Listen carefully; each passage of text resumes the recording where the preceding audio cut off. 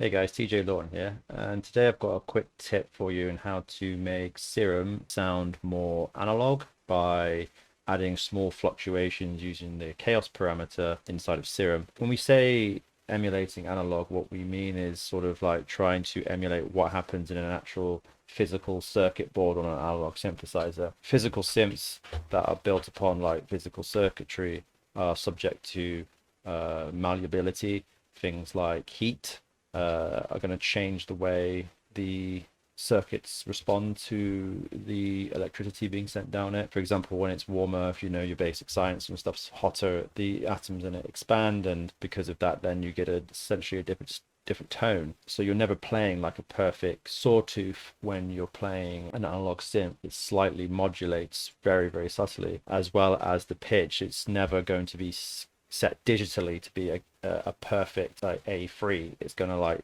try to hit that frequency as best it can, but it's going to fluctuate up and down a little bit.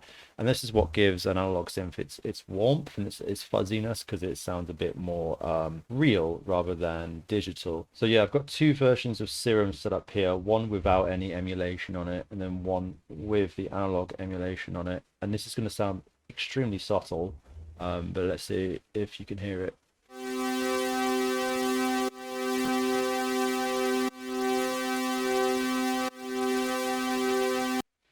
You can hear the analog one is just slightly more fuzzy, slightly more warm. It's slightly more wide as well. Um, so yeah, let's get into it. Let's show what I'm actually doing. So inside Serum, if you go to the global settings, the first thing we need to understand is these chaos parameters. So what these chaos parameters are, they work kind of like LFOs, but instead of being like a sine wave, it's essentially white noise. It's just sending random directions for what it is, and also random speed. So it'll speed up, slow down, as well as pick random parameters from where it's not going from completely left, completely right, or completely up, completely down, however which way you look at an LFO, but it's just like randomly jumping in different directions. And if you go to the matrix tab, essentially what I've done is I've started adding this to different destinations. So things like the master tuner, if you go into the global, the master tune, this will affect the pitch of the entire synth. Not like it's not actually on the UI. It's not like it'd be similar to me messing with the fine here and just moving it by very small cents at a time. But it's happening at a global level, and it's not actually available on the default UI. You have to come to the metrics to unlock it. And then I've got Chaos 1 and Chaos 2 set up to this. And what I'm going to do actually is I'm going to reset all these parameters and start from the top, and we can go one by one, see what it sounds like. The first thing is the master tuner. So as I start to pull these up, you'll hear that the pitch will start to like fuzz and wobble.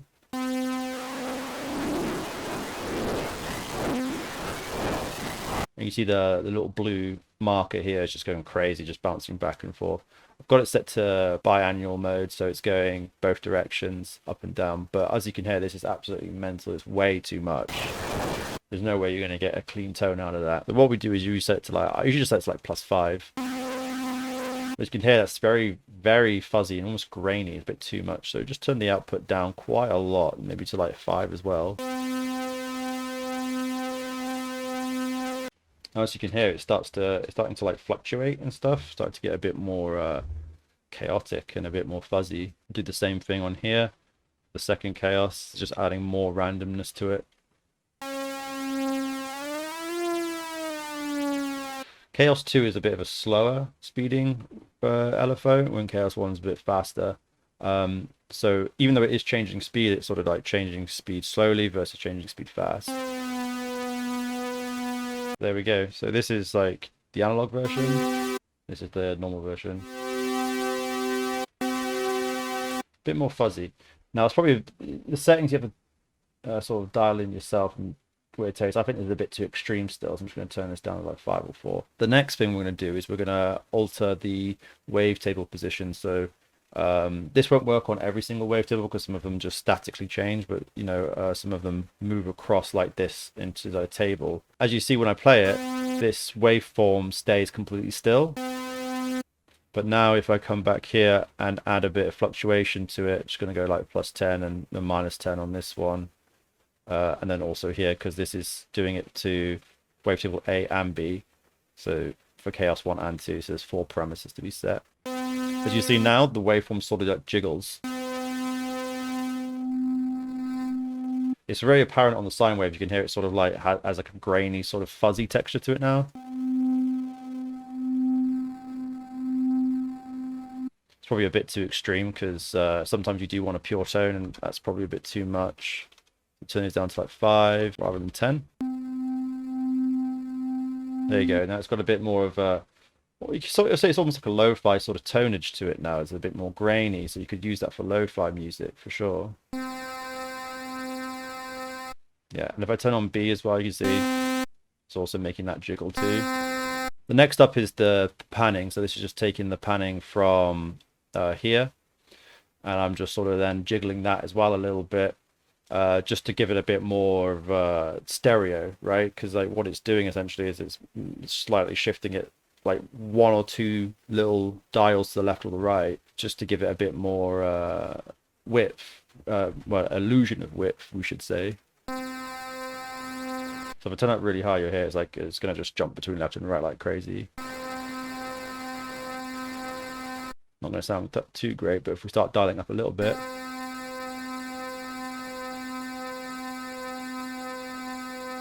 and do the same for pan B. That's just gonna add a bit of stereo panning to it, make it a bit more wide, which is nice. And the final thing we're going to do is similar to the panning, we're just going to mess with the detune. So this is like how far away the different voices are from each other. Obviously this only works if you have more than one unison, because if you just have one, nothing's gonna move. So you have to have at least 2. Set it on 3 just for the example, as you can see. So we set it for 3 just for the example, and then as we start to add this, let's just put 8 here and another 8 here. You can see now this is like slightly wobbling, and that's just going to, again, it's just going to make the stereo feel fluctuate and sound a bit more analog, a bit more random. And these are very, very, very subtle details, but it's going to make your Serum sound more analog rather than digital. So now that we've done all of these little analog emulations to the Matrix tab, we want to come over to the global actually. Another thing we can do is we can, this by default is set to 440. And you can set it to 432, and this is just a different way of tuning the Serum, tuning the synthesizer, much like you would tune an instrument. And you're just slightly tuning it down by 8 cents. And this is just going to have every note play 8 cents lower than usual. It's going to sound a bit darker, which is great, I think. However, I'd be careful that if you have another synthesizer which is tuned to 440 and it's playing a melody while this is playing your pads or something, that discrepancy is going to be there, and it might sound good, it might not. Usually if you want congruency and you want all your instruments to be tuned to 432, so just, you know, that's like a bonus thing. You don't necessarily have to do that to get analog. It's just a nice little touch I like to add. So now that we've done that, we can come over and actually save this as our default Serum template. So every time you open Serum, it has all these settings in it. So if you just come to the save icon up here, and then it might not open in this folder, but usually come to your Serum presets, then we go presets, and then we go user, and then you got default, and you just save it here. I'm not going to oversave this one because I've already done it, but you just save over that, and then next time you open Serum, it's going to open it like that. So that's my quick tutorial on how to make your Serum sound a bit more analog. So if you're interested in that kind of sound, but maybe you like having the cold super digital hi-fi sound as well, then just leave it as it is. But if you're interested in exploring more of analog textures without spending thousands on analog gear, this is a way to get some easy analog emulation into your synth. Hope you've enjoyed the video. Please like and subscribe, and I'll see you guys tomorrow.